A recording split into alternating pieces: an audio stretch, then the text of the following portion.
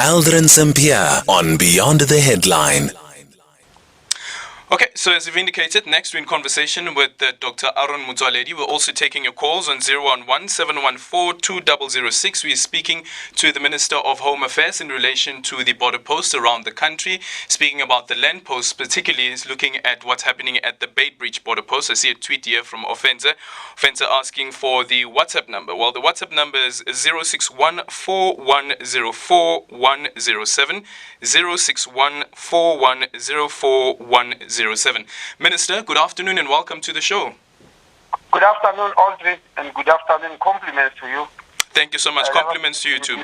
And thank you very much for having me. We really appreciate your time as well, Minister. What's the situation like at the moment, particularly at the BeitBridge border post? It's packed, Aldrin. It's packed. It looks like people want to escape Zimbabwe before the total lockdown. They really want to leave.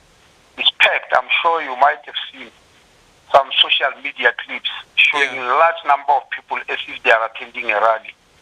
And they all want to come into South Africa. That's the situation. I actually saw a video earlier on doing the rounds on social media where people were standing, it's almost like they were standing outside of the border post, scramming. It was a scrum. Almost like they're pushing to make their way through. Yes, look, it's a big mass.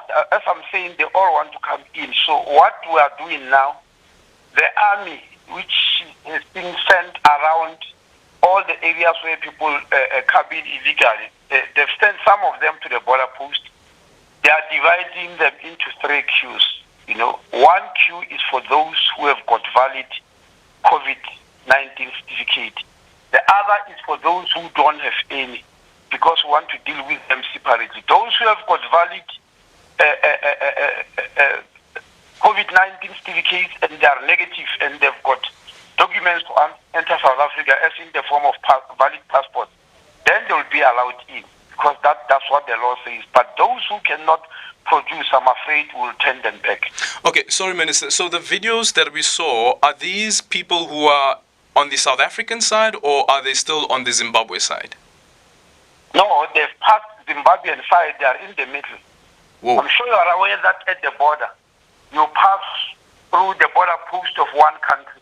You are in the middle, sort of in no man's land, and you must be processed by the next country to enter. So they've not yet entered South Africa. So they are right on the borderline. Yet you are saying that the South African government has had to have them in three different groups. Some of those people have made their way through the Zimbabwe border post, even though they don't have the necessary clearance certificate. Yes, that's what it will mean. Because we did, remember I spent the whole weekend there. I did find lots of people who are on the South African side, who have no COVID-19 certificate, and who have to be tested. Others were bringing fake ones. And what the health officials were doing, when you produce a certificate that discover it's for fake, they subject you to to an rapid antigen test. And I said, no, that's not going to happen. Somebody who produces a fake certificate is turned back immediately. There's no chance of them being tested, because if you do that, who else will bring a valid certificate when they know very well that if I bring a fraudulent one, I'm just subjected to the real test. So we return them. Even when they've already crossed the Zimbabwean side, we take them back. And so we are going to do exactly that even today. So, Minister, also looking at this scrum, and we know how important social distancing is, I'm sure there's no social distancing being exercised there, looking just at that video. Yes, there was no social distancing at all. Now, the army had a meeting, I think an hour ago, to agree that they are going to divide them into the three queues, as I've said, and make sure that there's social distancing. I'm not there now. I'm not sure how successful they've been, but the army was determined to do that, to make sure that there's social distancing. I've just spoken, just before you phoned me, I was speaking to their minister there, who said rumor had it that we only allow people into South Africa who have jobs. I said, no, we allow anybody who has got the requisite documents to enter the country. If anybody doesn't have the requisite documents that are wanted to enter South Africa, there's going to be more compromised. We send them back. And he said, well, he agrees with me fully because he said on the side of Zimbabwe. That's exactly what they are doing. Okay, no, Minister, but the audacity of the minister, though, it's almost like they are arguing that we are, as this is now as South Africans, that we are deciding who we want to put through to the country. Have you raised with him where their government is failing? Well, I told him that there are lots of people who want to leave Zimbabwe and to come to South Africa, and I said they are there at the border post, and most of them have got nothing. They are determined to leave. Well, he said he's aware, and he said if they don't have the requisite documents, we must send them back. And that's exactly what we have been doing even during the weekend, Aldrin. Okay, and any arrest, Minister, on the fake certificates? Have you told the minister on the other side as well about the fake certificates that are being issued? I told him that I personally saw fake certificates of people who are coming there, and we returned them. And he said, well, he supports me wholeheartedly. If anybody bring a fake certificate, I think in that regard, Aldrin, I cannot blame the government of Zimbabwe or the minister because it's not clear who produces the fake certificate. It doesn't say government. The ones I saw over the weekend, they show the letterhead of a company there and they put the phone numbers. When we phone the company, it does not exist. There's no such a company. Then we call the person aside.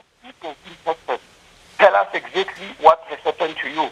You know, Aldrin, if you have taken a COVID-19 test, when they put that thing in your nose, it's no way that you'll ever forget because it's not a very comfortable experience. But some of them look around and say, no, they took my blood, no, they pricked my finger. You can see you are talking to a person who has never been to any test. Yep. And so those are the people who have been turning back throughout the whole weekend. And even now, we are just turning them back. But you don't know of any arrests? Sorry? You don't know of any arrests? What arrest? Arrest of those who are issuing these fraudulent medical certificates. This is now from the Zimbabwean side. You don't know. Who are issuing them on the Zimbabwean side? Yeah. No, we haven't You don't been know. able to get who Okay. exactly is doing that, unfortunately. Okay, let's quickly go to the line on 011-714-2006. Please be brief and straight to the point. Let's go to Lizzie. Good afternoon, Lizzie.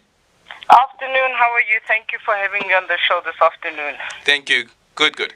I'll keep it brief. I just want to ask, Minister, earlier on you made reference to the many videos trending on social media, which makes me believe that you are well aware of the numbers of foreigners that are coming into the country.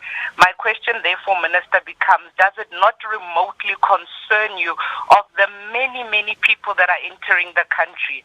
And I'd like to follow that up with, you've just made an excuse to the fact that no arrests have been made regarding the fraudulent COVID papers, and you are stating that you can't blame the Zimbabwean government. Does patriotism not have an effect on you, Minister, to all the South African citizens that are suffering because of these open border policies? Okay, Thank you. We'll get the Minister to respond to that. Let me just quickly take this call from Anonymous, Minister, then you can answer both. Anonymous? Hello? Sure, you can go ahead. No, my problem is this. Why should these ministers of the neighboring countries always speak when they're able to cross to South Africa? Why should they always have the guts to ask questions to our ministers? Why should they always ask questions as to why do we have to not allow these people in? Okay, Minister, your response to that? Aldrin, the first question, I really don't understand the lady. I don't understand. I don't know whether in her anger she understands what she's asking. You can only arrest a person you see. The person who brings a COVID-19 certificate, which is fraudulent, we arrest that person. We cannot arrest the person who giving the certificate in Zimbabwe because we don't know such a person. We don't even know whether he exists. We arrest the one who is taking a fake document, and on arresting them, we take them back. They get processed. If they've got any passport, that passport is declared undesirable, meaning it's no longer allowed to come to South Africa, even officially, even if they've got a passport. And that period of undesirability is usually for 5 years. And then we hand them over to the Zimbabweans. Now, the person who issued that invalid certificate, we don't know them. And there's no way that we're going to waste time getting into Zimbabwe and finding who is issuing invalid certificates. We arrest the person who is having it here and there because that's the immediate person we are interested in. And we have been sending them back. On Saturday, when I was there, more than 500 people were arrested in a similar way and taken back. On Sunday, again, another 5,500. I'm sure today is going to be even more.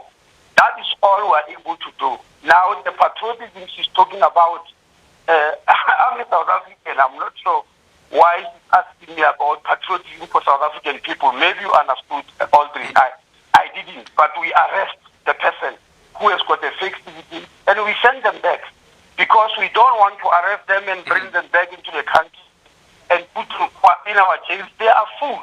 And some of them have got, yes, our jails are also full. So why should I go and get people from Zimbabwe, arrest them and put them in jails here when I can send them back? Okay, Minister, just quickly then. Because where are we going to keep them? On the point that you raise around the jails being full, I had a clip earlier on this morning where you were speaking about the pressure that the health system is also facing in that province. This is now speaking about Limpopo. So what is or what will be done with those foreign nationals who are tested positive? We send them back, Audrey. We absolutely do, and we have done so.